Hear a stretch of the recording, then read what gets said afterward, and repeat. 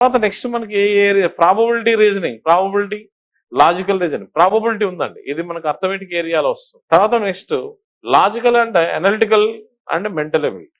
ఈ రీజనింగ్ విషయానికి వస్తే రీజనింగ్ ఇవి రెండు భాగాలు ఉంటాయి, analytical reasoning and logical reasoning. ఇంకోటి వెర్బల్ రీజనింగ్ కూడా ఉందనుకోండి, సారీ నాన్ వెర్బల్ అండి. ముఖ్యంగా అయితే మనకి analytical and verbal and non verbal ఉంటుంది. నాన్ వెర్బల్ లేదు మనం, ఇవన్నీ కూడా వెర్బల్ రీజనింగ్.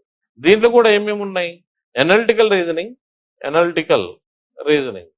ఇంకోటి లాజికల్ రీజనింగ్ పార్ట్ అన్నమాట, లాజికల్ రీజనింగ్. ఇవన్నీ కూడా ప్రిలిమ్స్ లో కూడా మనకు కవర్ అవుతుంది.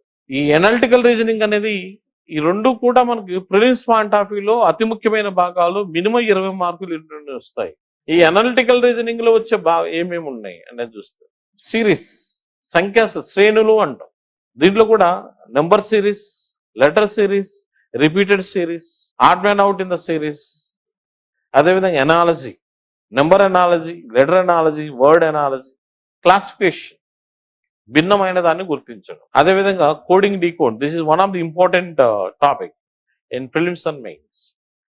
ప్రిలిమ్స్ లో కూడా మినిమం 4 to 5 మార్క్స్ ఉంటాయి, మెయిన్స్ లో 6 నుంచి 10 మార్కులకు కూడా దీనికి స్కోప్ ఉంటుంది.